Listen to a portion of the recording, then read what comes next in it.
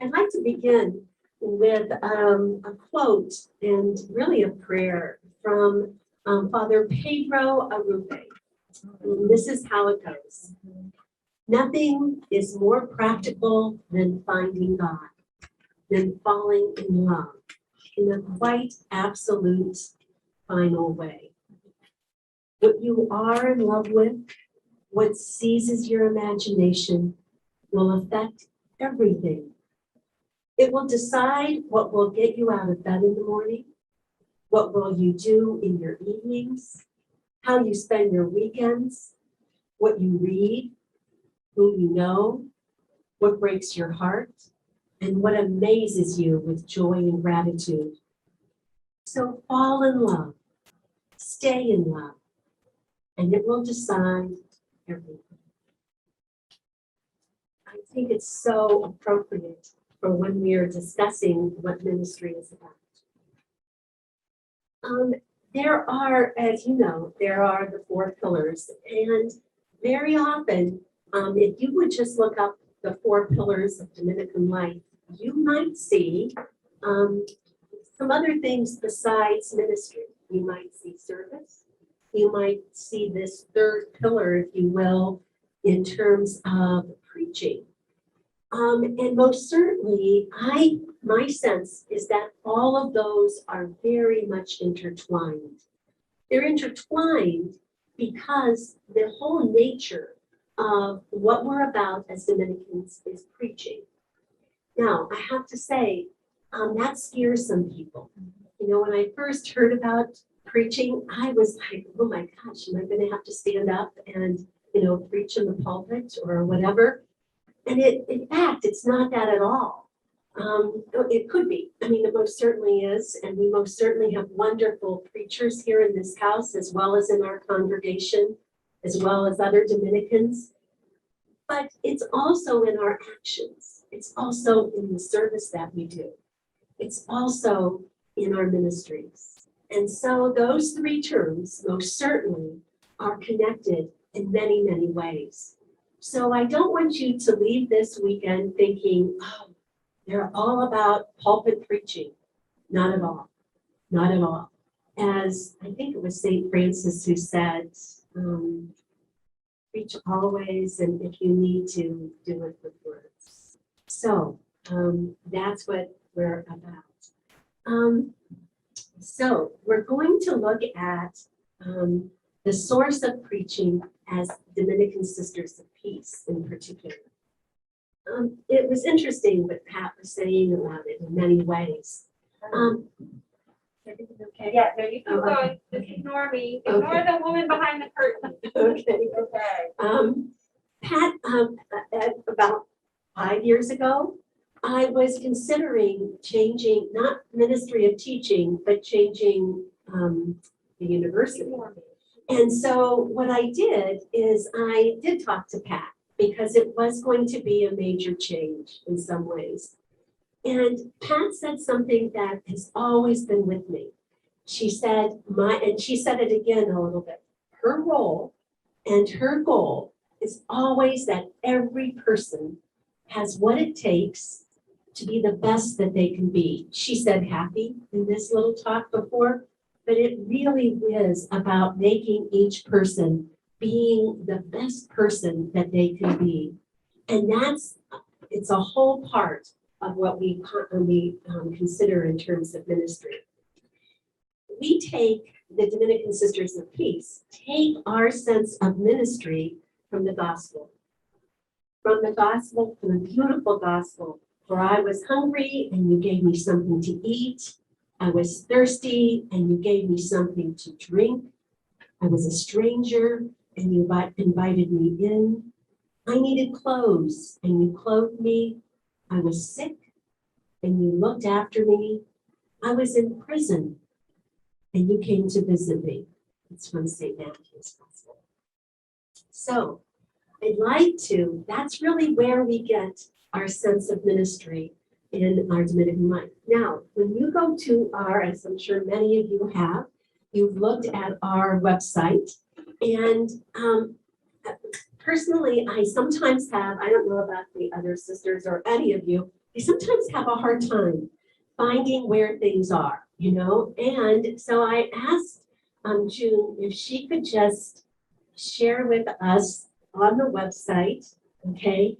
On the website, if you go to the main page, June, if you could just go to the home page. Okay, and Tara and Terry, I'll share screen in just a minute. Yeah, go Right to there. the main page, and right there, if you go to the main page and you look under ministries, it's really at the top of the menu bar.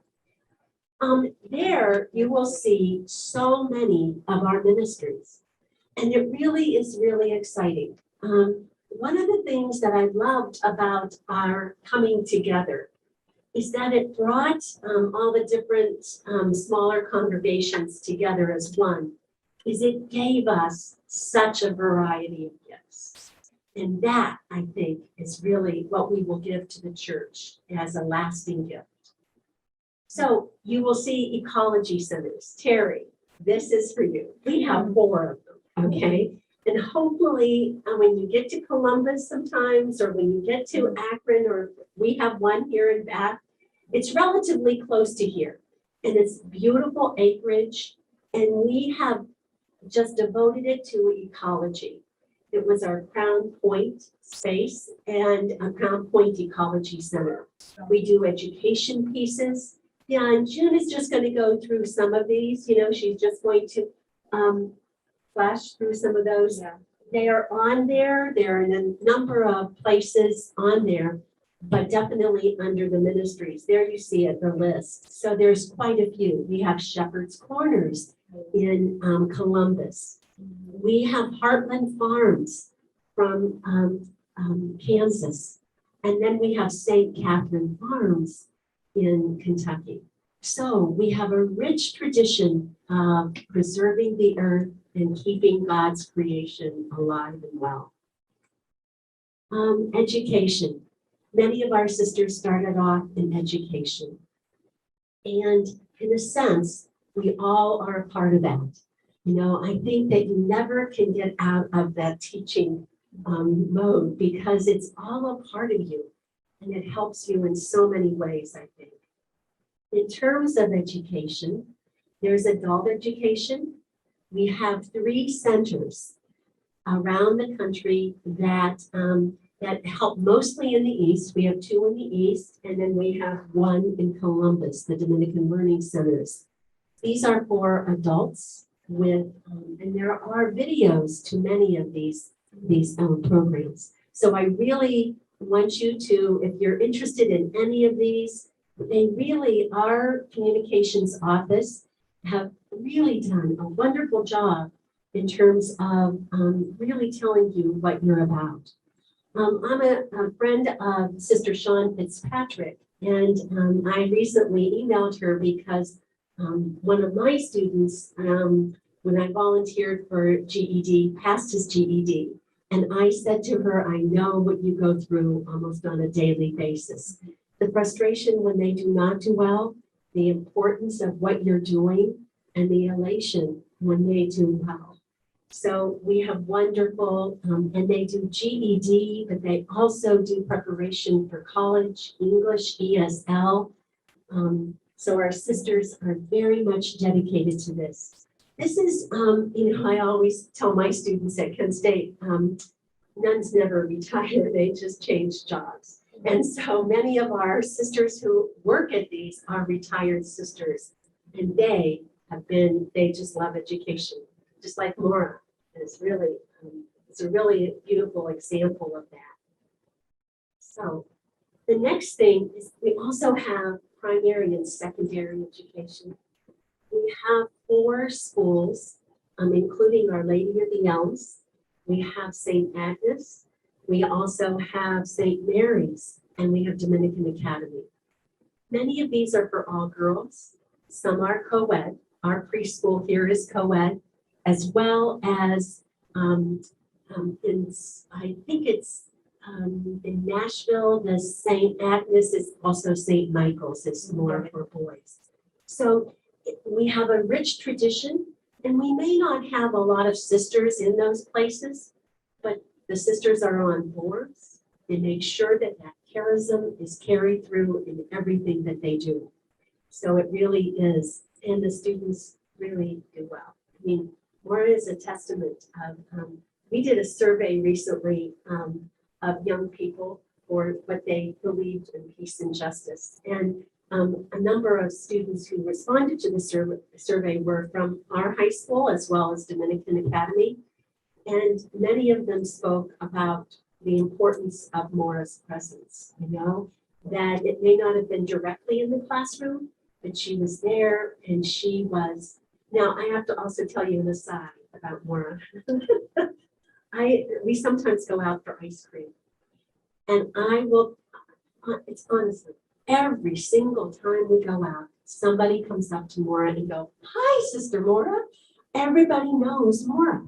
So it's like, if you ever go out to ice cream with her, you will know that they will come up to you. And not even ice cream, dinner, anywhere. It's always that, which I really think it says a lot about the presence that we have in our schools. We also have universities. We have Ohio Dominican. We have Albertus Magnus. And those are wonderful universities. They really are just thriving and really are helping so much. So it's really is exciting to see those. And it offers our sisters, there's Ohio Dominican in Columbus. It's really a beautiful place. Dorms, but everything else about it is pretty good. Okay. And Albertus. And both of them are celebrating anniversaries. So that's really a good thing. Yeah, the 95th anniversary at Alberta. Sister Anna mentioned it this morning. We have some sisters who are outside of the working in universities. Sister Kathy Hilford is at Notre Dame, and our Annie is there now. You'll meet Annie tonight. Also, The other Catholic too. Pardon? There's another Catholic at Notre Dame. That's right. Oh, Kathy Cannon is at Notre Dame. So we have sisters at other places at Texas, the University of Texas. I'm at Kent State. Columbia and Diane Cephas at ODU. Yes, at ODU. Right. Yes. And healthcare, we have a number of healthcare centers. We have at each of the mother houses. Many of us have healthcare centers there. Here in Akron, we share with the Diocese of Cleveland at Regina Healthcare. We have Moen Healthcare, some of you might have seen. And the reason for showing you all of these, it most certainly is impressive, I think.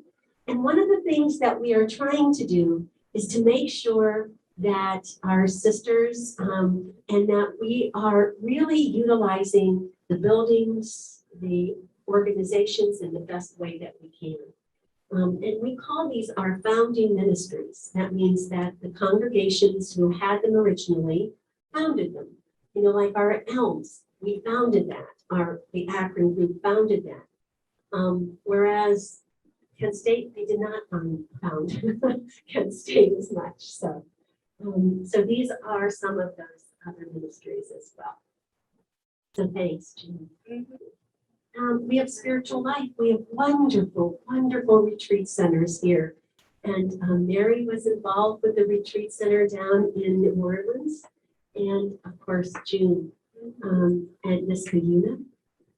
And a beautiful retreat center in Upper New York. Near Albany. Near Albany, right.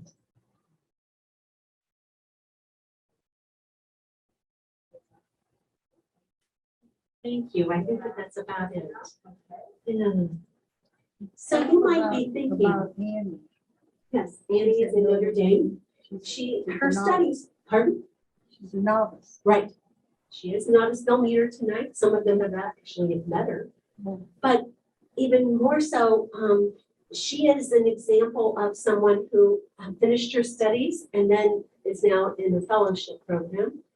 Her studies are in medieval, and the Vatican asked Notre Dame to analyze and to study documents, medieval documents, and Annie is a part of that process. So that's really exciting that that's a part of what she's doing. And also, you might be thinking, okay, so I enter religious life. How do I even get a ministry? What do I do? What happens here? And I think it's a really good question because every different religious community is a little different in how they perceive it. In some religious congregations, they will tell you where to go. You will get your assignment and you will go, and oftentimes it's a little different from where you want to be, but you will go and hopefully and pray that it's exactly what you want to do. That's not the case here with our Dominican Sisters of Peace. In our Dominican, I told some of you this story, but it really is true, I think. When I first started thinking about religious life, the Catholic exponent in Youngstown had this insert, and all the religious communities were listed. And here was the Akron Dominicans, it said, Sister Rosemarie Robinson, president. And I said, because all the others were major superior, superior general, superior, prioress. I said, how democratic. And then I looked into it more. And it really is democratic in many, many ways. And that is the same as our Dominican Sisters of Peace. It really is a listening, what Pat was saying too, what all of you were hearing this morning with Maura's talk and what Anna spoke about. It's that listening that we really look at. We don't look at the vow of obedience as somebody telling you what to do. Instead, we look at it as a mutual discernment, a mutual thinking of things in both ways. It's really that way. And, it really takes good leadership to carry that out. When I would like to do something different, you don't have to go to Pat. You go to your mission group coordinators. We have such wonderful mission group coordinators. We met Valerie. I would not go to Valerie. She's not my mission group coordinator. My mission group coordinator is in Dayton, actually, and she is Carol Gagey. And I would go to her, which I did at one point, and I would say, Carol, I'm thinking about this. What do you think? And we just get initial comments, and we go back and forth. And she'll say to me, and she did, she said, look into it a little bit more. And I will check it out on my end, which means that she probably will take it to a council member to discuss it. So then we meet again after we both have had this mutual sharing, this mutual discussion. And then we can say yes. The council says yes, you say yes. And on either side, we can go back and forth. I sort of like it I know this might sound a little strange, I sort of like it to be, when I make a decision of those things, sort of like on a seesaw or something about that either way, it doesn't matter. Now, it might sound really strange. What do you mean? You don't care either way? No, I care very much, but I am open to whatever the situation is. So that's what I think our process of discernment is really about. I just want to say just a few things about, there's one other, just a short little thing about ministry that is important, I think. When I entered, I was told by my novice director, she said, you are not what your ministry is. Who you are is not what your ministry is. Now that might sound like, well, of course, like the first thing I ask people sometimes, the first thing we ask people is, what do you do? It's like I come to June and I go, oh, so June. Bea and I will get together and I'll say, Bea, what have you been doing? Playing Scrabble. Playing Scrabble, yeah, right. And losing to her twice. So my point is that who you are and what we are doing are very different things. Although one influences the other, as Pedro Arrupe said so beautifully, it helps most certainly. But I want to go back to Pedro Arrupe a little bit. At the end of his life, he had a very interesting life. He was in prison because he was a missionary in Japan. And when Hiroshima came, he was imprisoned. But he was also a medic, so he also helped people there. But in his last few years, obviously, he was the director of all the Jesuits in the whole world. The Master General of the Jesuits. But in the last 10 years of his life, he had a massive stroke. And he was bedridden. And this is what he says so beautifully at that time. Instead of saying, oh, I wish I could do more, I wish I could do something else, this is what he says. More than ever, I find myself in the hands of God. This is what I wanted all my life. But now there is a difference. The initiative is entirely with God. It is indeed a profound experience to know and to feel myself so totally in God's hands. I love that very powerful way of saying that it's not really what we do that influences us, it's how we are before God and that loving relationship. Ministry most certainly is a byproduct, a wonderful byproduct